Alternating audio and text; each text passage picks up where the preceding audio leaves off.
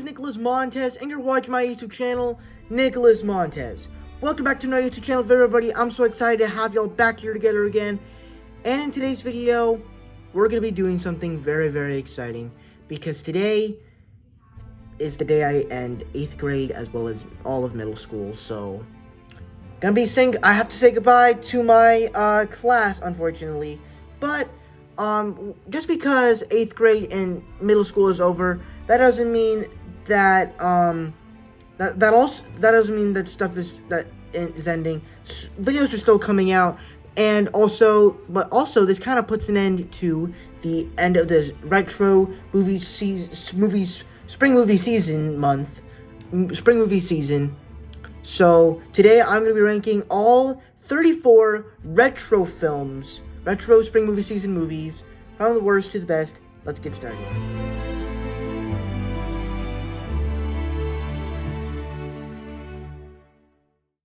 Okay, so basically the first bottom two are really movies that I just don't like really at all. And basically because they do the same stuff, where they tend to just not really be enjoyable films. They tend to basically just be films that are meant to be enjoyable. Not exactly enjoyable, but they're just boring. Like, they're silent movies. I'll talk about the next one in just a little bit, but this movie's definitely not good at all. I just didn't really like it as much. It's boring, and like nothing about this movie is likable. Because there's no sound, and they put some subtitles on the screen, and I'm like, I don't want to read that. I want to watch it. So it's kind of the bad thing about this movie. So overall, The Phantom of the Opera comes in last place for me.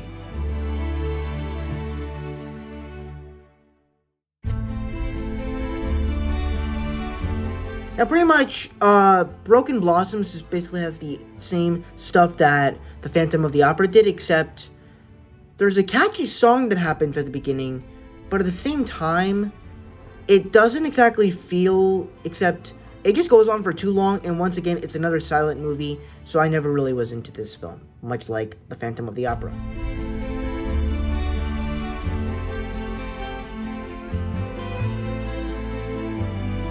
Okay, so now we can actually talk about a movie that actually does stuff, and 365 Days is a terrible film. It's just terrible because it basically is a music video that goes on for too long with tons and tons of sex scenes. That's it. It doesn't do anything else than that. And that's kind of disappointing if you think about it. I mean, I heard about this movie before back in 2020, and I was wondering what it was. And I heard that it was like similar to 50 Shades of Grey. And even then, I didn't understand why everybody hated those movies. And this is the perfect example that it's just sex. Music video. I mean, music in the background.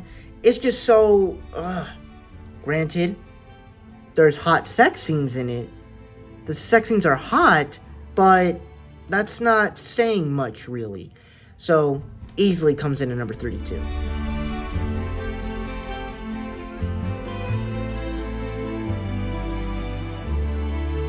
Okay, so basically the movie is basically the same letter grade as this film, except there are a little bit of enjoyable stuff. Once again, the sex scenes are hot. Sorry, I'm playing with a pen here. Once again, the sex scenes are hot like the original film. And then there are at least some little cool action sequences, but you don't really care about it. And just overall, the movie is just still terrible. So once again, it just comes in at the bottom.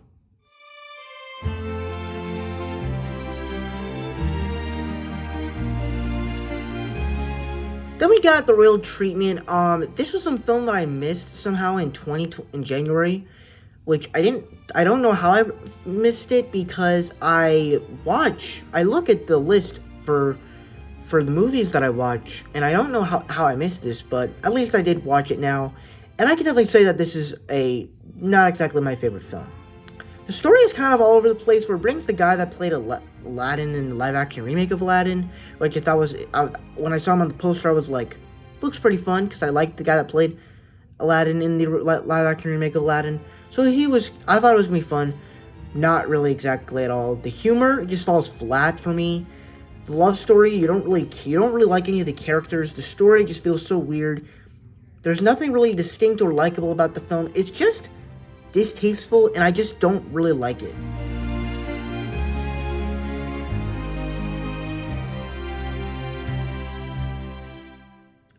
Now, this is actually another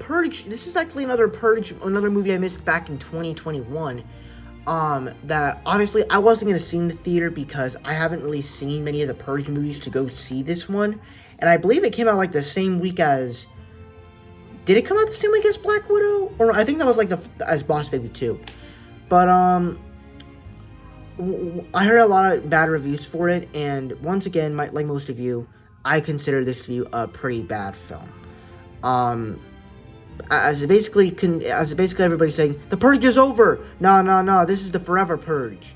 And, like, sure, it has some great action sequences, but it's like, you don't really care about the characters. Too many people just get involved, and that's pretty much what the entire film is. It's just, people get involved to stop these people that want the Purge to be forever. That's it. And I mean, it's fun, but it's not exactly enjoyable for a story or character plot. So I thought that was, like, really bad for the franchise.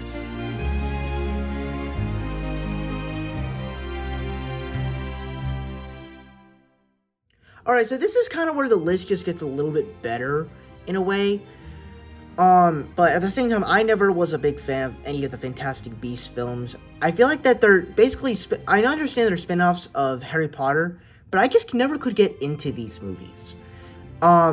Like, sure, they have great special effects, the cast is on spot, but it's like, I never could like them as much as everyone else did. That's really it. The story just feels too much, and I never liked any of them. And I'm kind of nervous to go see the new one on HBO Max, because I don't think I'll like it as much. But we'll see what happens.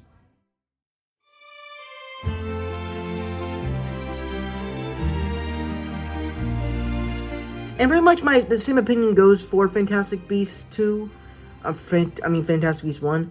And basically, it's the same thing. The cast is great, the special effects are great. It's just the story just does too much that I just cannot really connect with it. That's really it.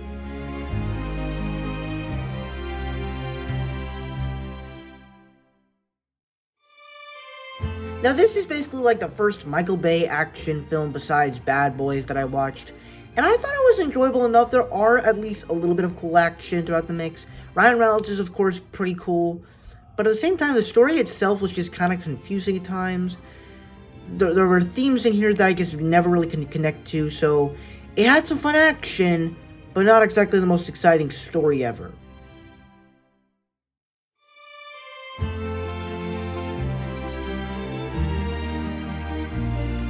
Now, this was a fine little film about a girl that is a lesbian, and she has a crush on this other girl, and then it creates another conflict where she falls in love with her sister that she has a crush on, and it provides some interesting conflict, but it was fine. I don't know if I'll rewatch it again, though, but it was fine.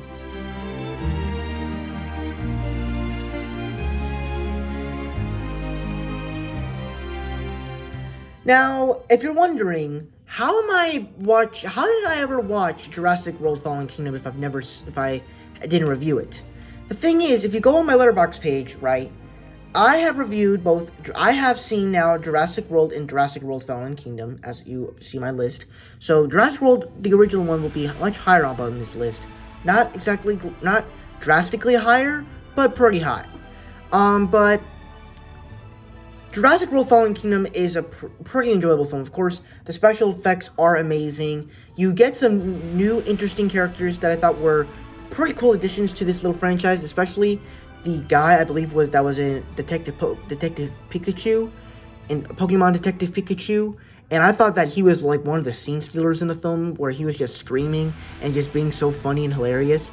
And then, of course, Owen Wilson, Owen Grady and Claire, they get some nice moments here.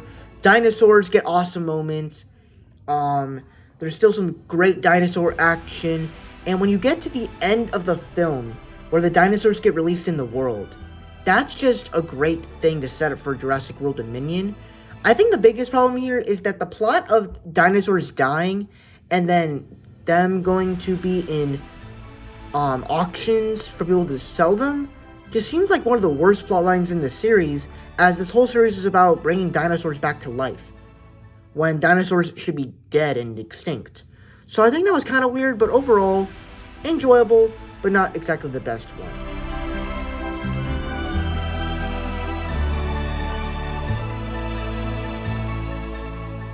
So this is the Sam Raimi, Kevin Costner baseball film. I thought it was fine. You know, it had a good cast. The baseball sequences worked. Everything about the movie was pretty fine. It's kind of forgettable. It had some memorable moments, but it was fine.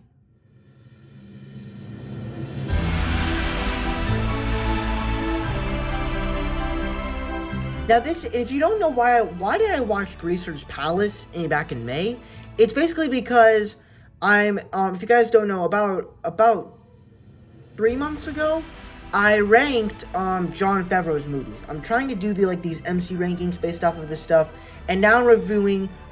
Now watching Robert Downey's filmography and all the films that he's acted in. So this is one of the additions.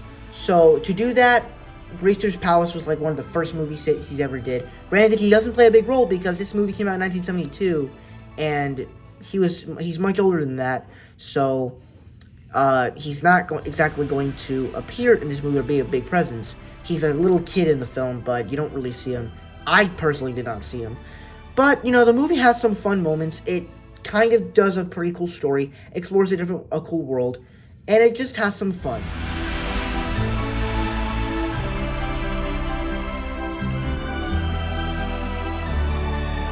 Now for me, this is actually a pretty good Jurassic Park sequel, as it basically focuses on Ian Malcolm's character, which I thought was pretty fun.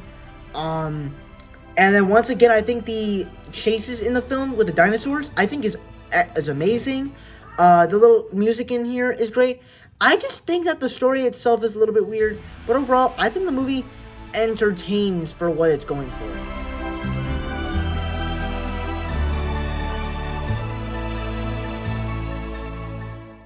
Now for me, this is actually one of my favorite Jurassic Park sequels, as it basically just does what I love best, as it's directed by Joe Johnston, who did Rocket Man, Jumanji, and Captain America: The First Avenger, which one of the things I think he does best with the films is do great action and adventure films and do all that stuff.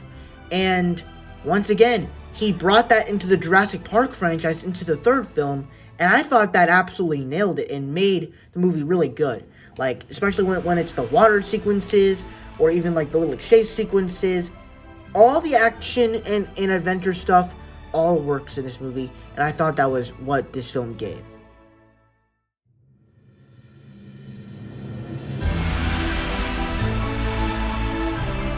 So this was my pick for Good Friday of 2022, and pretty good film. It basically is about a case with these people harming a child or something, and I thought it was pretty interesting. It was very dramatic, and honestly, I feel like they should make more dramas like this in the future.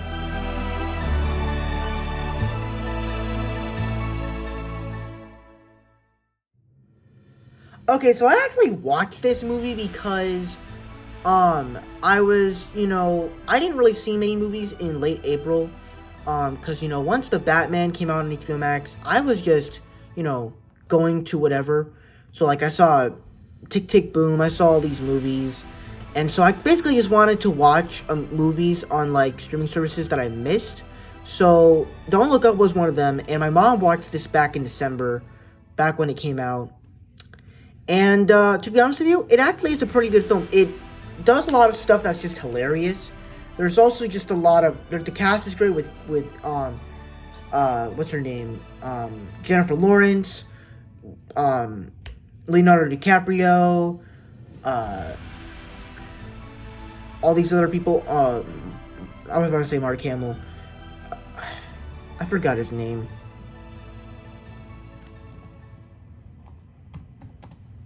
Whatever. The guy that played Titan from Megamind. The cast is great, and the fact that I didn't know this was a disaster film, and even in that sequence where Leonardo DiCaprio is yelling, it's kind of funny, but it's also like serious that he can actually act, and so yeah, I think the movie is pretty good. It's not the best movie though, but I still really like it.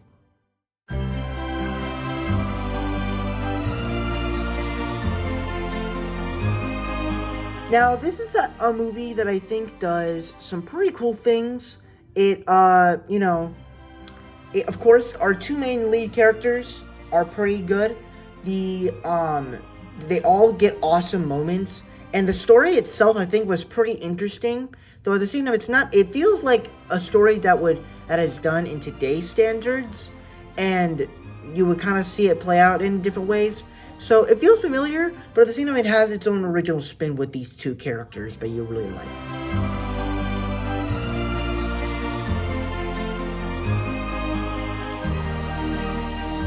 Now, this was actually one of the first non-Thor Ragnarok films of Taika Waititi's films that I've actually ever seen. And I thought this film was actually pretty good.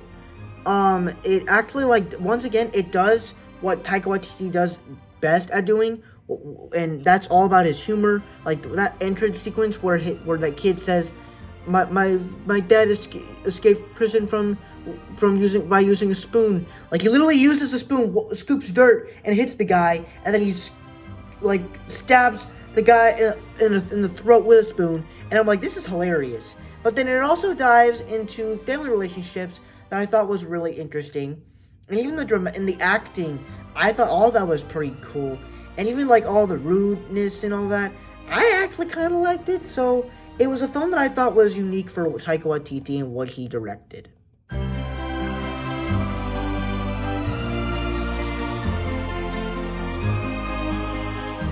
Then we got Moonshot. This is another 2022 film that I kind of missed. I basically watched it on the day it came out, but the video for new releases already came out, so yeah, it doesn't matter. But honestly, this is a pretty good little film of these two people that have loved ones in space, so they want to go get them, but then they start to create a love story while going to space. And I thought it was pretty fun, pretty enjoyable. They have great chemistry together, so I thought the movie was pretty entertaining.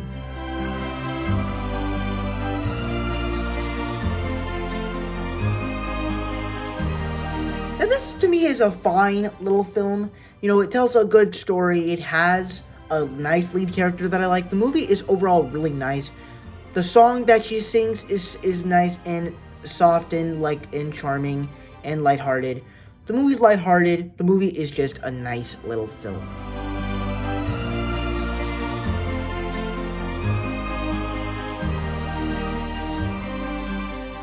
Now, this is a movie that I also saw for Jurassic World, because if you go see my Instagram story, well, I mean, it's down now, but I'll probably put it up sooner or later.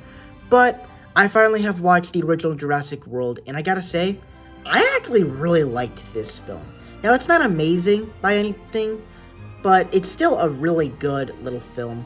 I just thought that what this film did was that it basically... At first I was like, how are you gonna do you have Jurassic Park, but then you have Jurassic World? That's just kind of weird. And I thought that what this film did, basically making a upgraded Jurassic Park, was amazing. And the technology that they did, it was amazing. The score from Michael Giacchino, like you could tell the difference between John Williams and Michael Giacchino, I thought was great. The way the dinosaurs look are amazing. And then I also love Claire's character development, where she starts out as this woman who just cares about the business and cares about the company, but once she sees a dinosaur injured, she starts to realize that it's more it's more than just a company. It's the animals that live here. And I thought that was an amazing little character development. But likewise, you just get some awesome moments with dinosaurs, whether it's the T-Rex from the original film coming in to save the day, as well as the undersea monster coming in to destroy the other one. And I just thought that was so surprising, something I was not expecting, and I loved that so much.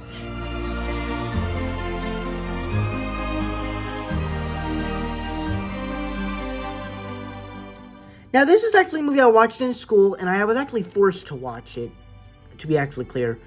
And I actually did like it. It was a pretty cool, interesting story about Anna Frank and her family.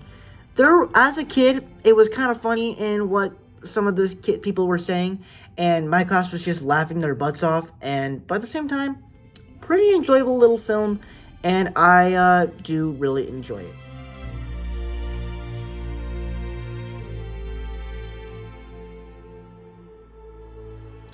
Now, this is my Memorial Day pick for Memorial Day. I thought it was a really well-told movie, as you basically see these people come from the war and do what they do after, celebrate, all that, and I just love it.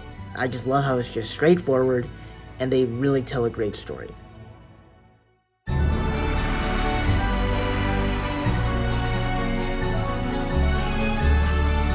Then we got Top Gun. I thought this film was, once again, just a really good film. Of course, the cast is great. The lines are absolutely cheesy, but they work because they're classic lines of the movie.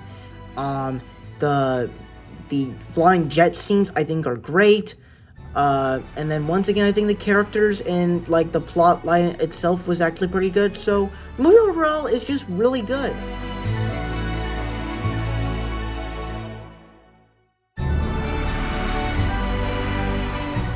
Now, Jurassic Park is easily one of the best in the franchise of the Jurassic Park franchise. It tells this great story of how dinosaurs came back to life, as you basically have a bug from amber and taking that blood and putting it into dinosaur bones and bringing them back to life. And I think that is absolutely incredible. The score from John Williams is great, and the characters I think are interesting, and I'm very excited to see them come back in the new film this Friday, so I cannot wait for that. But just in general, the original Jurassic Park is really good.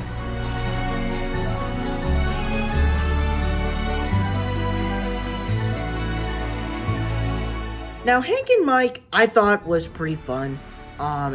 First off, our two leads are absolutely amazing. They just say all this dumb shit that I just absolutely love, and it's just hilarious. And then likewise, the story of them is just so great, and there's just a lot of funny scenes, and I just really like this movie really much.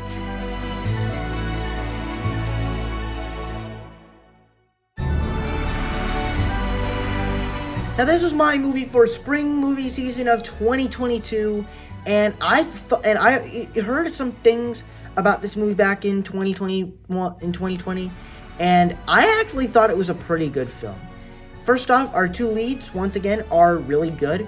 I didn't know that this was a time loop movie until I heard about it.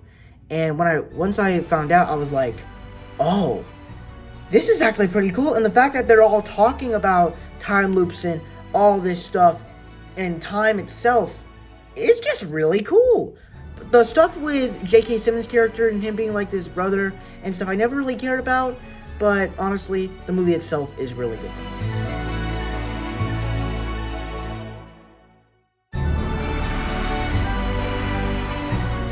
Now, this was a movie that I thought was a ton of fun. Of course, Sonic the Hedgehog is absolutely great. Jim Carrey plays one of his best performances as Dr. Eggman or Dr. Robotnik. James Marsden plays a nice little side character. The action sequences, even though they're similar to Quicksilver and, all these other fast characters, I thought they were really good. And I just thought there were a lot of awesome scenes with Sonic the Hedgehog that I thought really worked. And I just thought that this film was really good. I will say this, they set up this mushroom world that just kind of feels weird, where he takes a whole trip to San Francisco. I mean, I understand you don't know where to go, but you're fast, so you should just lead them. So, it's kind of weird, but overall, I do really like Sonic the Hedgehog.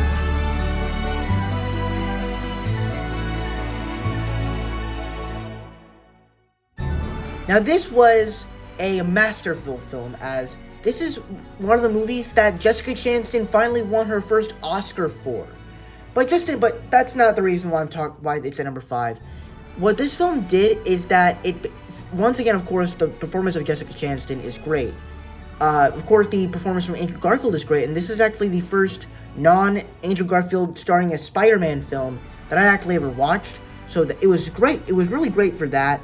Also, I think the story here is absolutely incredible. The acting is amazing. The movie itself is just a really good film, and I suggest you go watch it right now.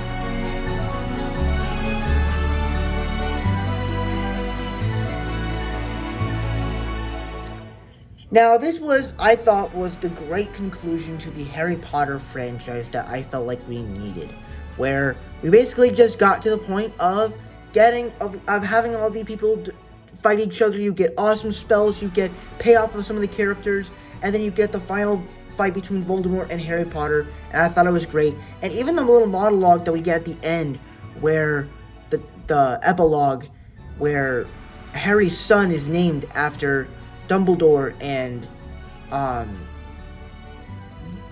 forgot his name, the other guy's name, the creepy guy that talks like this, Harry Potter, what his name is. I thought that was great payoff, and I wish we'd get more films with his kids.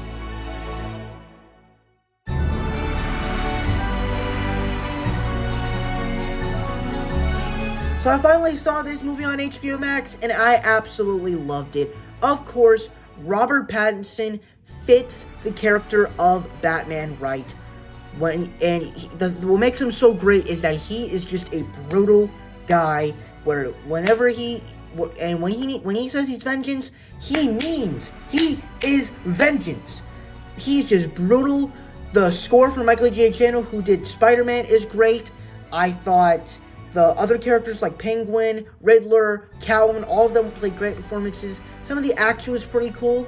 I did like the story. I do wish some of the action sequences were better, and the third act could have been done in a different way. But overall, I thought the film was absolutely amazing.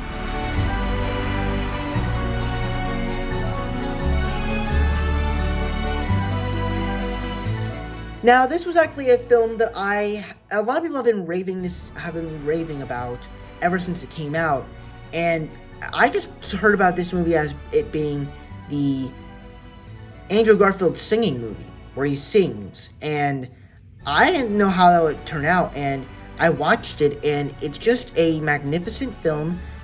He definitely can sing, he definitely can act, and the story itself is just absolutely great, as it is basically about a ticking clock, kind of, in a way, and I just love it. I absolutely love it. Everything about this movie is just really good, and I don't see any issues with it.